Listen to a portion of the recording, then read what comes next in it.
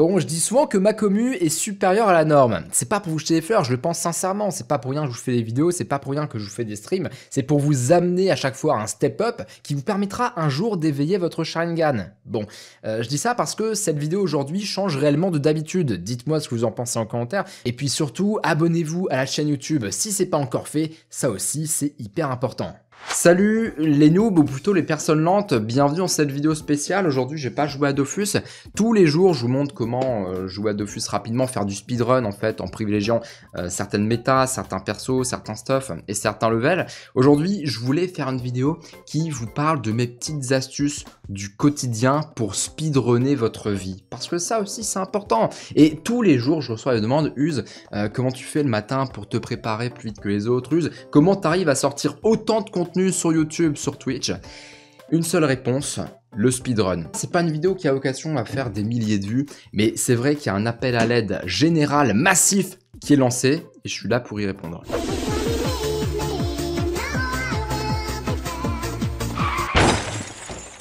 Bon, d'abord les astuces du quotidien pour ceux qui ont peut-être besoin de s'habiller pour aller travailler ou autre.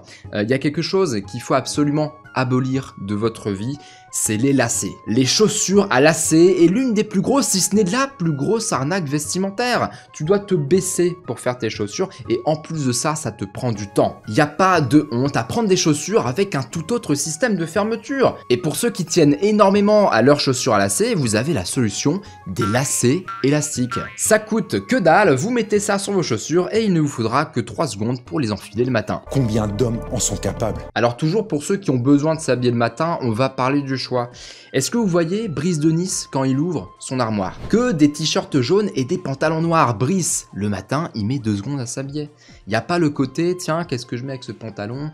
Aujourd'hui il fait beau, est-ce que je mettrais plutôt ce t-shirt? Non. Alors je dis pas qu'il faut rentrer dans cet extrême. J'estime qu'il y a les journées standards et les journées peut-être un petit peu spéciales où on aimerait avoir un autre vêtement. Mais pour les journées standards, prenez-vous un vêtement identique sobre. De mon côté, je suis souvent avec ces vêtements-là, donc un t-shirt noir à manches longues, parce que c'est adapté à tout un tas de saisons. Et surtout, je prends pas le temps le matin de me dire, ah tiens, est-ce que je mettrais pas du jaune aujourd'hui? Est-ce que je mettrais pas du bleu?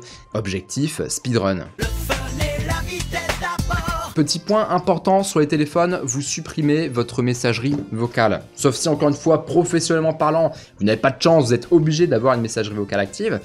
C'est source de frustration pour votre interlocuteur, mais aussi pour vous. Parce que vous consultez votre messagerie vocale, vous entendez votre interlocuteur qui n'a pas su vous joindre. Donc, lui est en train de rager. Vous, pendant que vous écoutez ça, vous ne l'avez pas au bout du fil. Et finalement, tout ça, ça génère une perte de temps pour lui qui ne s'en rend pas compte et pour vous, énorme. Donc, la messagerie vocale, on supprime.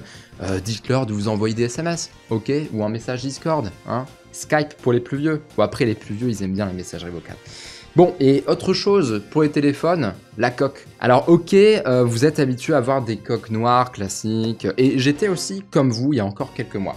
Mais j'ai essayé une coque blanche et c'est un truc de fou parce que la coque blanche vous permet de retrouver beaucoup plus facilement votre téléphone. Comment vous m'avez trouvé? Vous êtes vraiment très perspicace. Dernière chose, côté vestimentaire pour ceux qui ont besoin de connaître l'heure. Alors si vous êtes dans un open space par exemple avec une horloge indiquée ou simplement sur votre PC vous pouvez voir l'heure en continu, pourquoi pas.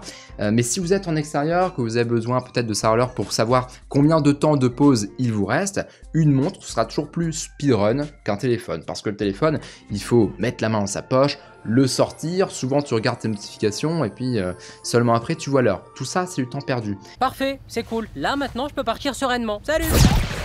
Direction la cuisine. La cuisine! Regardez ce couteau l'aiguillole. Franchement, il est beau, hein?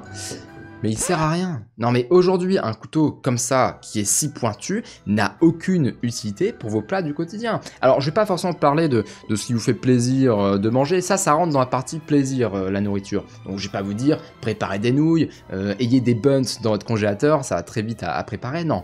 Ça, vous faites ce que vous voulez, je pense que vous êtes assez grand pour savoir quel plat plutôt qu'un autre pour gagner du temps. Mais simplement au niveau des couverts, de la vaisselle, privilégiez un couteau polyvalent comme celui-ci, un couteau à bourreau tranchant, utile pour le pain, les féculents, les légumes, tartiner aussi, parce que le couteau à l'aiguillole pour tartiner c'est une merde. Bref, faites les bons choix aussi du côté de votre vaisselle.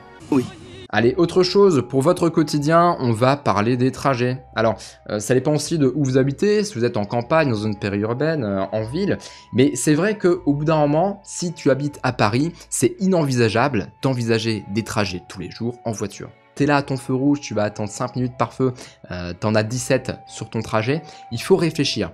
Et dans ces cas-là, le speedrunner s'orientera toujours à terme, dans sa carrière de speedrunner IRL on va dire, vers le 2 roues. Donc pas forcément une moto, mais je monte la mienne. Voilà, les 2 roues aujourd'hui, c'est une solution pour bypass les embouteillages et peut-être pour aller plus vite si votre trajet comporte beaucoup de feux rouges, parce que simplement vous remontez la file.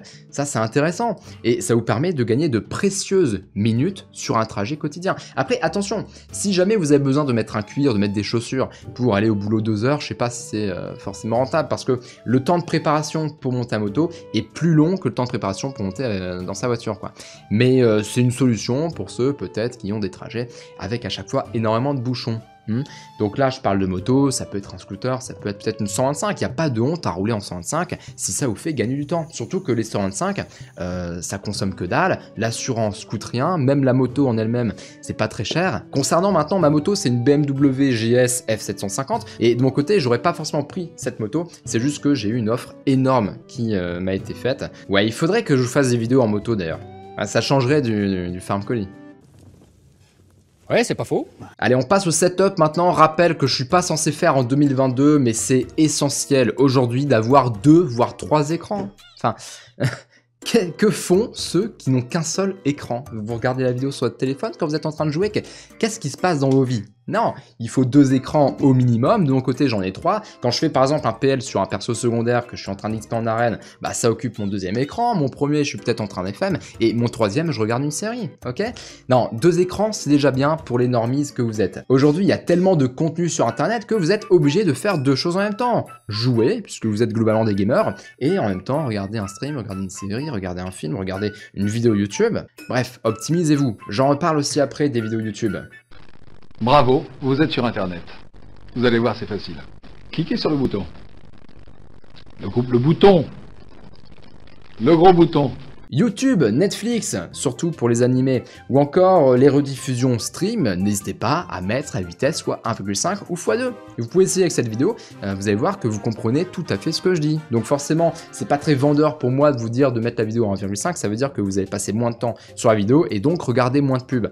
Donc ce que vous faites, du coup, c'est que vous allez vous abonner à mon Twitch, mais oui, c'est toujours plus intéressant de regarder une vidéo en x1,5, une vidéo qui dure 15 minutes, vous la regardez en 10. Ouais. Parce que, encore une fois, même côté série sur Netflix, il y a tellement de séries qui sortent, de films à voir avant de se faire spoil, vous avez une pression quotidienne. Et avoir ce petit multiplicateur de vitesse, c'est toujours intéressant.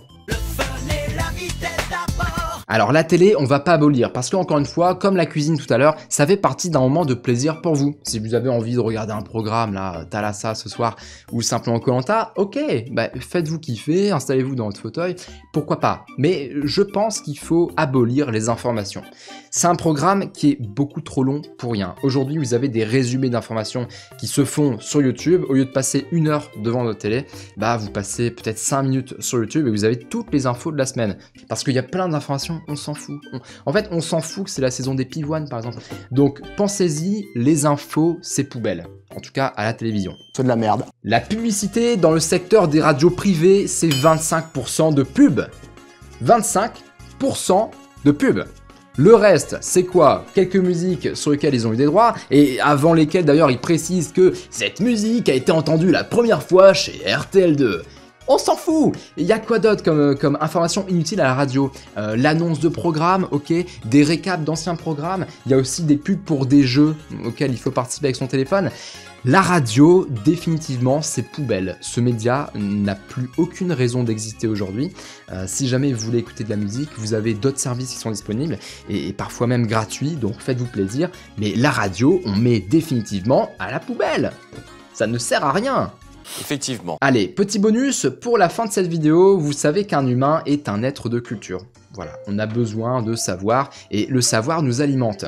Alors, ce que je vais vous conseiller de faire simplement, c'est d'alimenter votre savoir en lisant des livres. Ok, ça prend un petit peu de temps. Et vous allez me dire, c'est pas très speedrun ça, de lire les livres.